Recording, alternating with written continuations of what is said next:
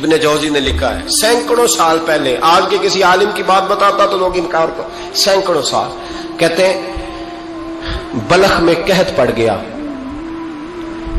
لوگ ہجرت کر کے سمرقند آ گئے. ایک سیدوں کا خاندان بھی آیا, ایک ایسی خاتون بھی آئی جس کے ساتھ 3 بیٹیاں تھی, بیٹا بھی کوئی نہیں, خاوند فوت ہو گیا. مسجد کے ساتھ مہمان خانے بنے ہوتے تھے, وہاں اس نے بچوں کو ٹھہرایا اور نکلی سمرقند میں کہ کوئی آدمی مل جائے. تو وہ سیٹھ صاحب, چودھری صاحب کہنے لگے مجھے کیسے پتا چلے گا تو سید ہے, مجھے بتاؤ. کسی کو چوک میں کھڑا کر کے کہا جائے بتاؤ تو کون ہوتا ہے, اس شخص کا کیا اشر ہوتا ہے, کیا حال ہوتا ہے. کہا کیسے پتا چلے گا؟ تو سید زادی نے اپنا پلو کھولا اور اپنے آنسو دونوں آنکھوں سے صاف کیے تو کہنے لگی اللہ تیرا بھلا کرے, میں ثابت نہیں کر سکتی کہ میں حضور کا خاندان, میرے پاس کوئی دلیل نہیں, میں نہیں بتا سکتی. چل ٹھیک ہے, چلی گئی. کسی نے بتایا کہ یہاں ایک یہودی بھی رہتا ہے, وہ بڑا سخی ہے, یا آتش پرست ہے, یا پارسی ہے کافر غیر, سخی بڑا ہے. اس کے پاس گئی, بیٹھی رہی, لوگ بیٹھے تھے. جب چلے گئے تو قریب گئی, کہنے لگی مجبور ہوں, پریشان ہوں, غریب نہیں ہوں. کہنے لگا بی بی تجھے کبھی دیکھا نہیں, سمرقند کی اتنی آبادی نہیں, میں سارے شہر, تو کون ہے؟ تو کہنے لگی تعارف نہ ہی پوچھے تو اچھا ہے. اس نے کہا چلو اگر پتہ چل جائے تو. کہنے لگی میں مسلمانوں کے نبی کی اولاد ہوں. مسلمانوں. اس نے کہا پیغمبر خدا کی اولاد. اٹھ کے کھڑا ہو گیا, بی بی کو ساتھ لیا, گھر گیا. کہنے لگا جو صاف ستھرا کمرہ ہے نا اسے پھر دھو ڈالو, ایک دفعہ پھر دھو ڈالو. کمرہ دھلایا, صاف کرایا. پھر کہنے لگا بی بی میرے برتن زیادہ صاف ستھرے نہیں, میں نئے نہ خرید کے لا دوں. پھر نئے برتن لایا. پھر اپنے بچوں سے کہنے لگا اونچا نہ بھولنا کہ سیدہ فاطمہ کی شہزادیاں آئی ہیں, یہاں کوئی شخص اونچی بات نہ کرے. پھر کہنے لگا بی بی جو میرا بالکل طیب اور حلال رزق ہے نا, یہ اس میں سے لنگر ہے, لیکن چونکہ میں غیر مسلم ہوں, مجھے سلیقے نہیں آتے, جیسا تیسا بھی ہو نا اسے قبول کر لینا. خاتون کو کہنے لگا یہ گھر ہے, جب تک جی چاہے یہاں رہنا, اور دیکھنا ہو سکے تو رات اپنے نبی سے سفارش کرنا, میرا بھی کوئی مسئلہ, میری بھی کوئی قبولیت کہیں ہو جائے.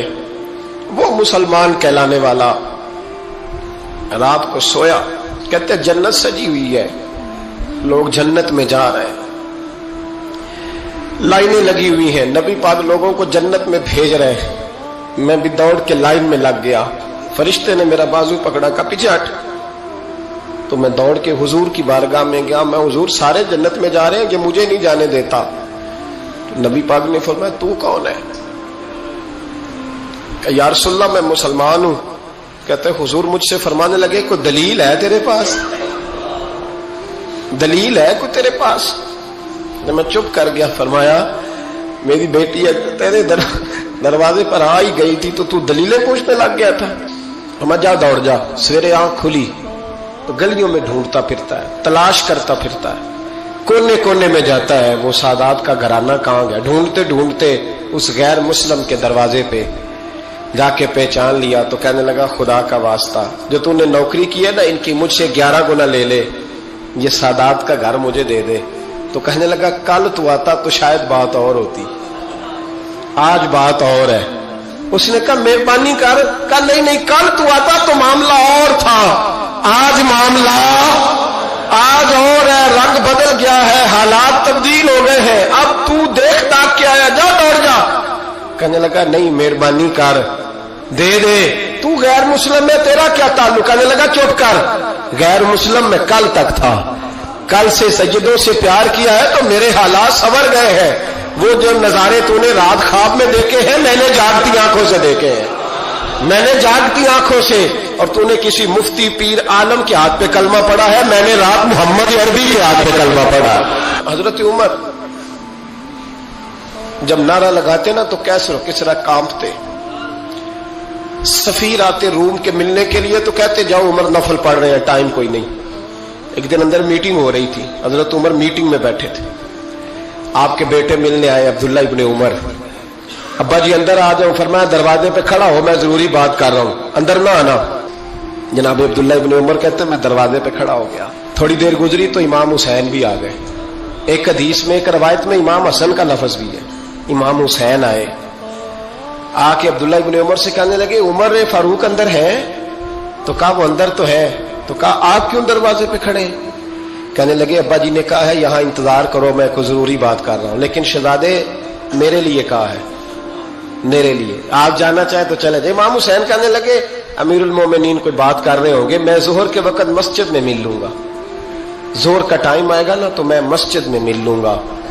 یہ کہہ کے چلے گئے. حضرت عمر باہر آئے تو حضرت عبداللہ ابن عمر سے کہا کہ کوئی آیا تو نہیں؟ عرض کی حضور حسین ابن علی آئے. حسین ابن علی. تو کہا اندر کیوں نہیں بھیجا؟ کہا میں نے کہا تھا بے شک چلے جائیں, لیکن وہ کہہ رہے تھے کہ میں ظہر کے وقت مسجد میں مل لوں گا. تو سیدنا عمر فاروق فرمانے لگے عبداللہ تجھے تیری ماں روئے, حسین کو کیوں واپس بھیجا؟ پھر عمر دنیا داروں کے سامنے ڈٹنا, کھڑا ہونا عمر پہ ختم ہے, لیکن جو اندر کی بات ہے نا, روح کی, جو عقیدت کی بات ہے, جو وفا کا رشتہ ہے, اس کو کون سمجھے؟ یہ جو روح کی مجبوریاں ہیں, یہ جو وفا کی مجبوریاں ہیں, اسے لوگ کیا سمجھیں؟ انہیں کیا پتا کہ مرشد کے بیٹے کے پیر چومنے میں حسن کیا ہوتا ہے. انہیں کیا پتا کہ جب استاد کا بیٹا گھر میں آتا ہے تو دل کرتا ہے مکان بیچ کے اسے دے دیں, اس کے باپ کی نیکیاں بڑی ہیں. جناب عمر فاروق دوڑے گئے, امام حسین کے دروازے پہ دستک دی. امام حسین باہر رکھا, شہزادے یار ملنے آئے تھے, بغیر ملے کیوں آ گئے؟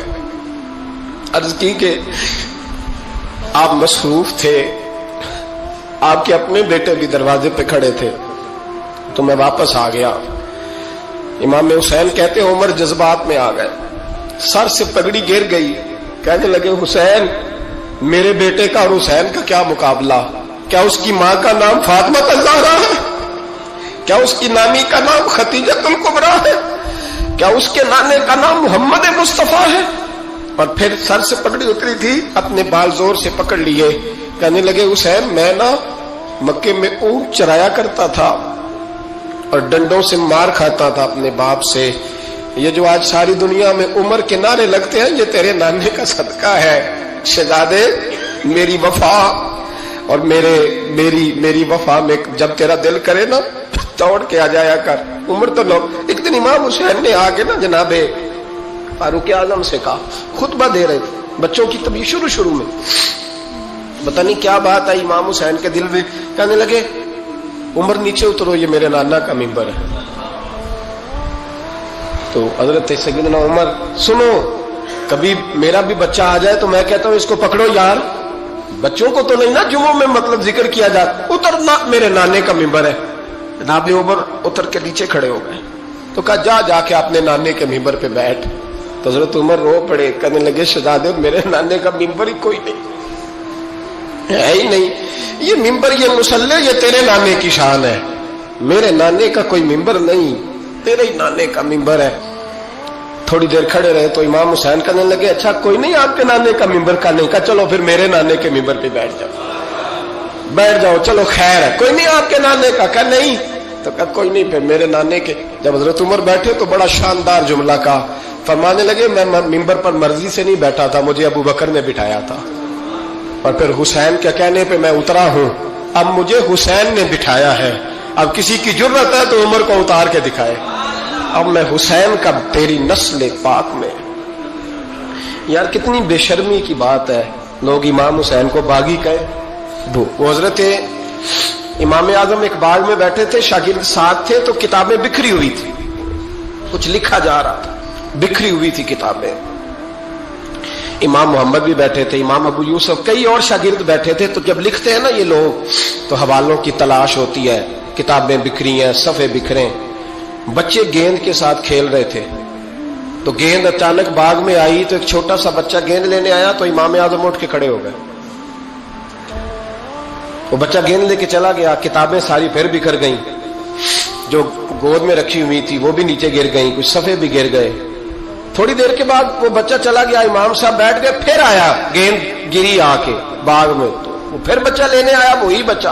امام صاحب پھر کھڑے ہو, وہ کئی بار آیا, جتنی بار آیا کھڑے ہو گئے. کئی لوگ صبر نہیں کر پاتے, جلد باز ہوتے ہیں آج کل کے شاگردوں کی طرح. تو ایک شاگرد بول پڑے, کہنے لگے حضور وہ تو بچہ ہے, 100 دفعہ آئے گا. اب 100 دفعہ کھڑے ہوں گے. فرمایا تو 100 کی بات کرتا ہے, یہ 1000 دفعہ بھی آیا تو میں کھڑا ہوں گا. کہا حضور بچہ ہے, آپ کیوں کھڑے ہو گئے؟ فرمانے لگے معمولی بچہ نہیں, میرے استاد کا پوتا ہے. تو جس نے مجھے اللہ رسول کا نام بتایا اس کا پوتا ہے تو میں کھڑا نہ ہوں. اگر استاد کے پوتے کا یہ ادب ہے تو بتاؤ محمد عربی کے نواسے کا کیا ادب ہے؟ رسول اللہ صلی اللہ علیہ وسلم. لوگ سمجھتے ہیں ہم قائل نہیں ہیں وہ والی شہادت بیان کرنے کے جس میں کہتے ہیں ہائے حسین تو سکینہ تو زینب. ہمارے بزرگوں نے ہمیں یہ سبق, ہمارے بزرگوں نے ہمیں بتایا کہ امام حسین کی شہادت اس طرح بیان کرو کہ نوجوانوں میں جذبہ جہاد پیدا ہو, عورتیں صبر کا پہاڑ بن جائیں.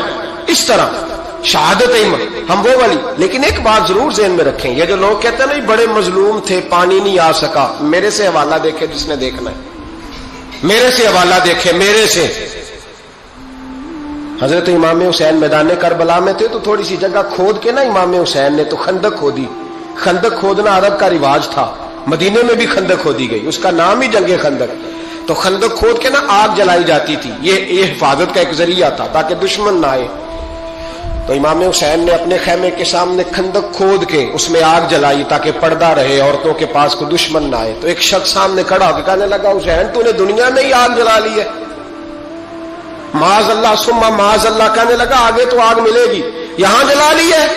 تو امام حسین کہنے لگے میں حکم دیتا ہوں آگ کو کہ تجھے ابھی پکڑ لے.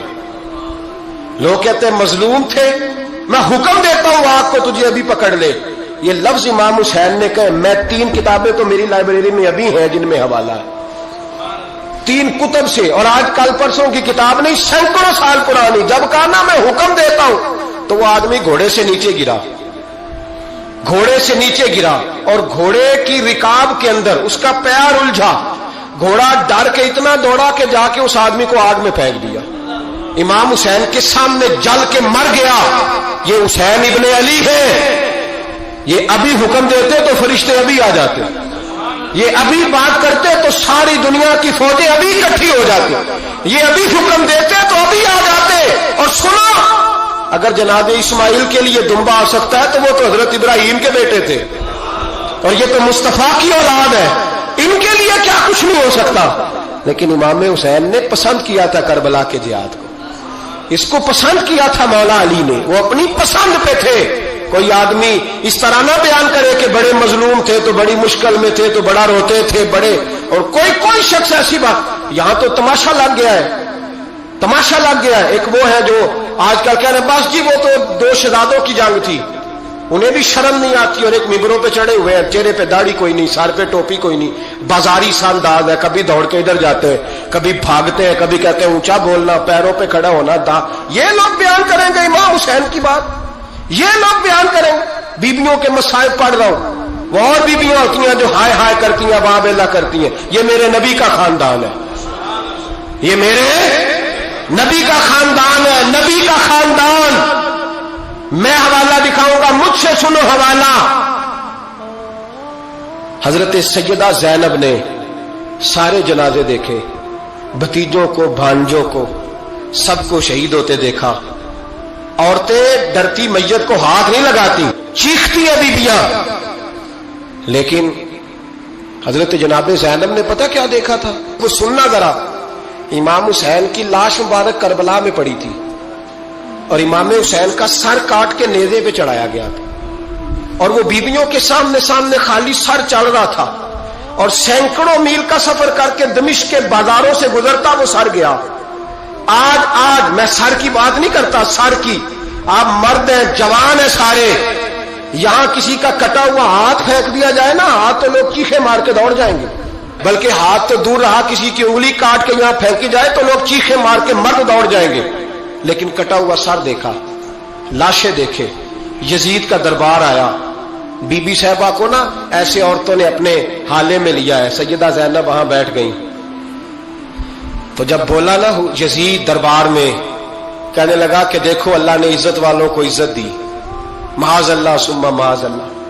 اور میرے مخالفین کا کیا حشر ہوا جب اس نے دیکھے نا، ایک آدمی مجبور ہے، مقہور ہے، اتنا لمبا سفر ہے، غربت ہے، پیاس ہے، بیماری ہے، کیا انداز ہے جب اس عالم میں یزید کے دربار میں اس نے گستاخی کی امام حسین کی. یہاں لوگ کہتے ہیں کسی کو کچھ نہ کہو، کیوں نہ کچھ کہیں.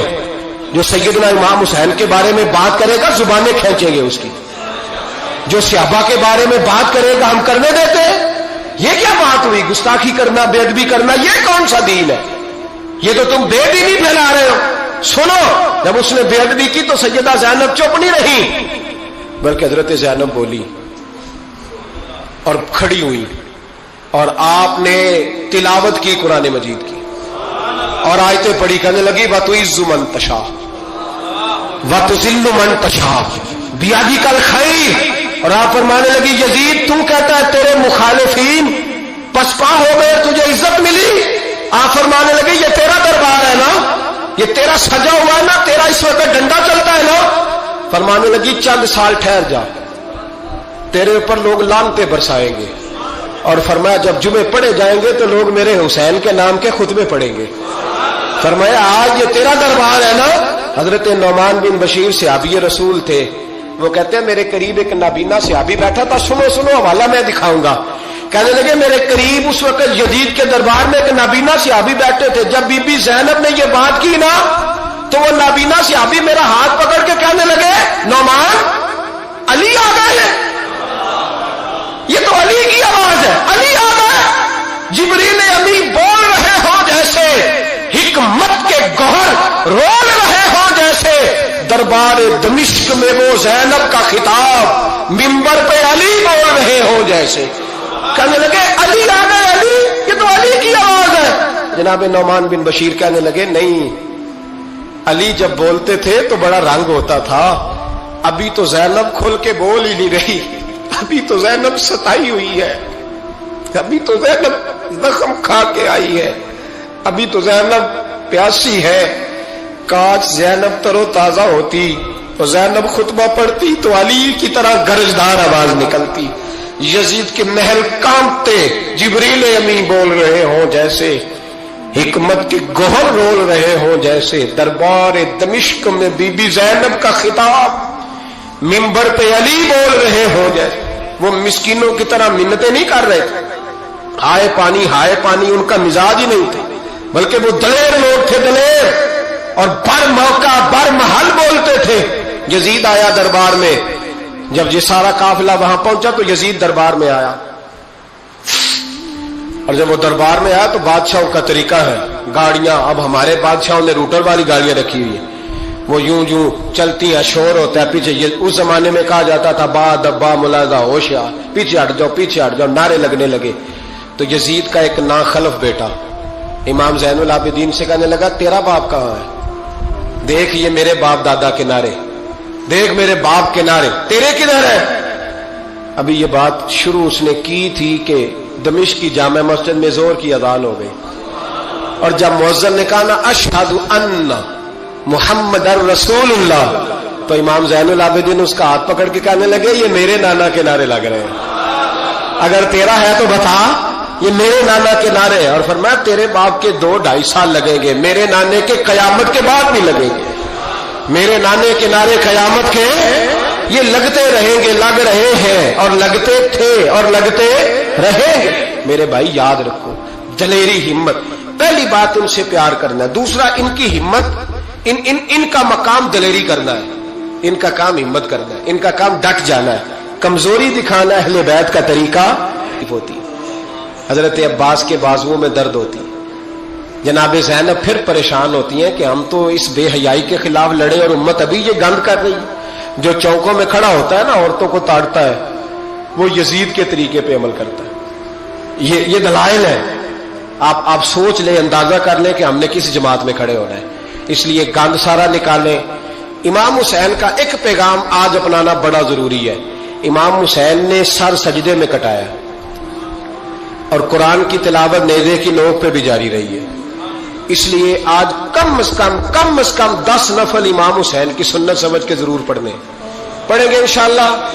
جنہوں نے روزہ رکھا ہے بڑا اچھا کیا ہے، چلو جو نہیں رکھ سکے پھر بھی نفلی ہے، کوئی فرض نہیں، کم از کم 3 دفعہ سورت یاسین کی تلاوت آج ضروری ہے امام حسین کے لیے. کریں گے انشاءاللہ تعالی. اگر وہ نیزے کی نوک پہ پڑھ سکتے ہیں تو آپ ان کی خاطر بھی تو پڑھ ہی سکتے ہیں نا. تو بہت ضروری کام آج نفل پڑھنا ہے، اور بہت ضروری کام آج قرآن پاک کی تلاوت کرنا. کریں گے انشاءاللہ تعالی. حضرت عبداللہ ابن مسعود رضی اللہ تعالیٰ عنہ حدیث کے راوی ہیں، حضور نے فرمایا جس کے دل میں رائی کے دانے کے برابر بھی تکبر ہوا وہ شخص جنت میں نہیں جائے گا. تو عرض کی یا رسول اللہ صلی اللہ علیہ وسلم، ایک آدمی اچھا لباس پہنتا ہے، اچھا بن کے رہنا چاہتا ہے، صاف ستھرا بن کے رہنا چاہتا ہے، تو کیا یہ بھی تکبر ہے؟ تو سرکار نے فرمایا نہیں، اللہ تو خوبصورت ہے، خوبصورتی کو تو پسند فرماتا ہے. تو یا رسول اللہ صلی اللہ علیہ وسلم پھر تقسیم کس طرح کریں؟ تکبر کے مفہوم کو کیسے سمجھیں؟ تو 2 باتیں نبی پاک علیہ السلام نے ارشاد فرمائی. سارے عنوان کو ان 2 باتوں میں سمجھا جا سکتا ہے. محبوب فرمانے لگے تکبر تو یہ ہے کہ بندہ حق قبول نہ کرے اور دوسرے بندوں کو اپنوں سے حقیر سمجھے. اگر تیرا کوئی بھی کمال قبول حق میں رکاوٹ بن گیا تب تو متکبر ہے، اور اگر کسی بھی مقام پر جا کر تو کسی کو حقیر سمجھنے لگ گیا ہے پھر تو متکبر ہے. ورنہ اچھا لباس